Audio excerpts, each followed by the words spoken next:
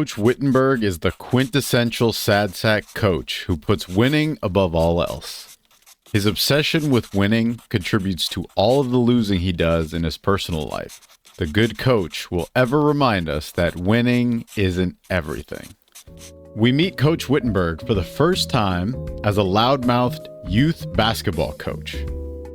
Right off the bat, his only coaching tip is pass the ball to Tucker, his son, of course. It's always bad news when the coach's son is playing. Such a strong way to introduce Wittenberg's flaws.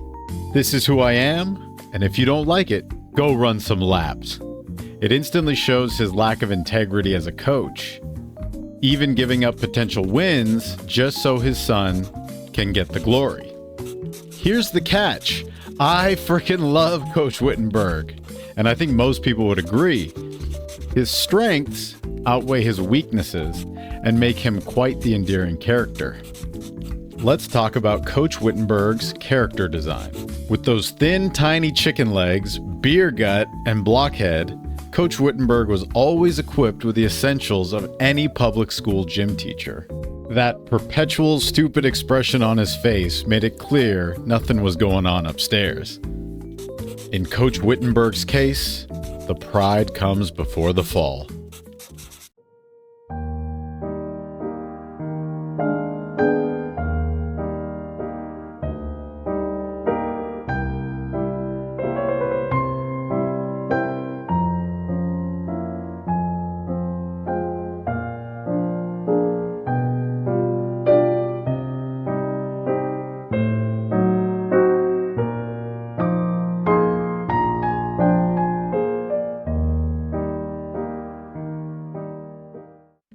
As you can see, when Coach Wittenberg operates with his ego, everything falls apart.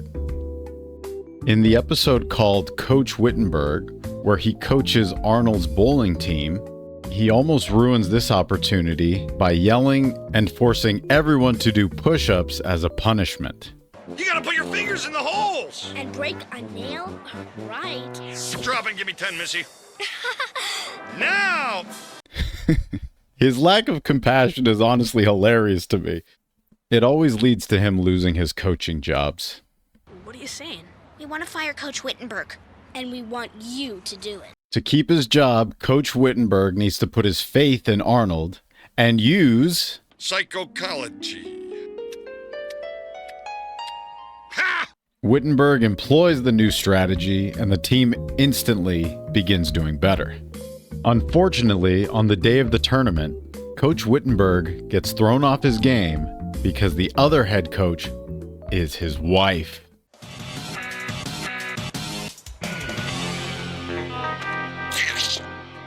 When faced with adversity, he resorts back to his fatal flaw. That's it! No more Mr. Nice Guy. I want to see you strike out there now. And don't give me any guff about breaking a nail. We have to win. And we will win. It's the only way I can prove I'm a good coach. This is the point in any story arc where the protagonist realizes that the original tangible goal is actually now the false goal. So winning is the original tangible goal, and Arnold teaches Coach Wittenberg what is truly important, that he could bring out the full potential of an otherwise pretty crappy bowling squad. Marnie, you're right. Being a good coach isn't about winning. It's about supporting your players as individuals, teaching them skills and giving them the confidence to reach for new heights. All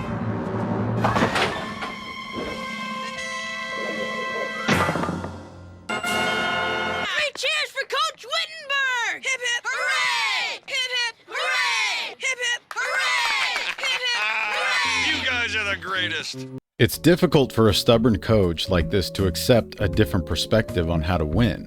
But when the coach allows himself to be receptive and put his trust in a bold kid, everyone wins.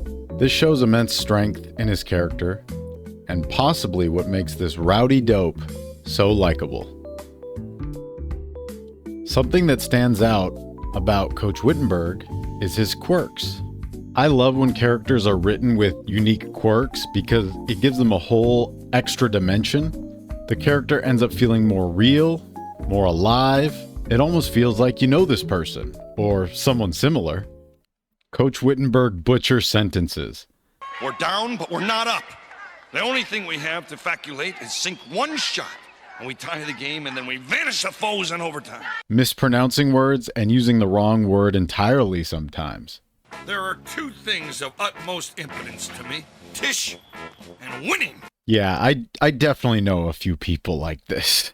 Thanks, Arnie. You are a great best man catechismically. Thanks, Coach. Just kind of looking over the wiki page. Coach Jack Wittenberg is seen as a plus-sized gentleman with brown hair. He's fat. He's fat, bro. Yep. Jim Belushi.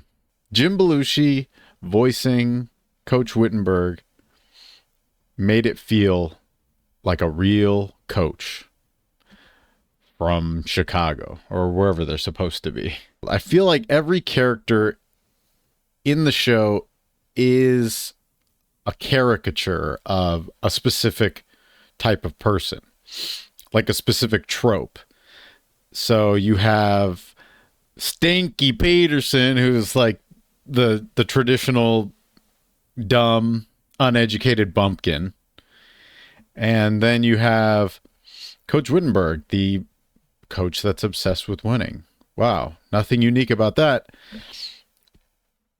Nothing unique about that trope, but then actually writing the character, creating the character, and being able to turn that somewhat generic trope into something so memorable says a lot about the writers, really. Being as I am the coach of this said team, it's recumbent that you do whatever I dictate. So heretofore, our strategic strategy will constitute the idea that we revolve our offense around one player. Tucker? Another thing I wanted to point out, too, is that in every episode, the first meeting he has with his new team, he always marches up and down in front of his team, lined up, like some sort of drill sergeant, right, in front of his recruits.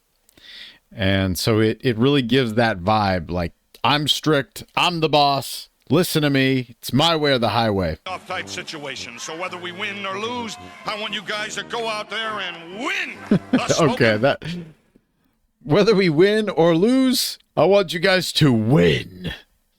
Yeah, that's classic Wittenberg. I love that. I mean, this whole interaction is just funny.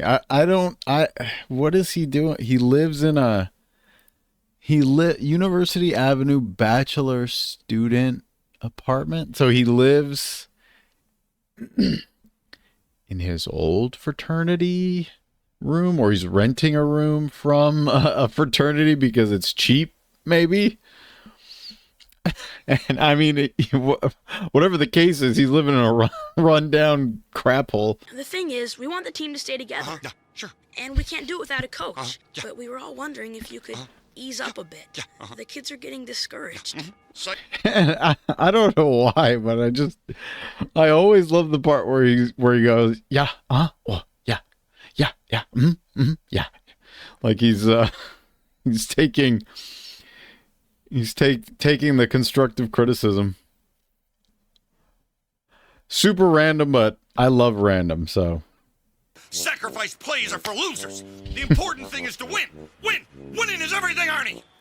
Right, Coach. Listen, I like this part because even Arnold just looks at him like, God, you're crazy. Right, Coach. Yeah, got it. that's the one. The one in the middle with the real big diamond. It's $6,000. I meant the one next to it with the real small cubic zirconium. That's $450. This is the one. That's 25 cents, Coach. Perfect. Tish will love it. You know, Arnie. Okay, I remember that scene for sure. I love how Arnold's reaction for the first two is like, dude, those are too expensive. That's And then he gets to the last one and he's annoyed with him for being such a cheapskate. I like how Wittenberg is just so happy, like he's struck gold. He's got the coin in his hand when they That's cut. 450.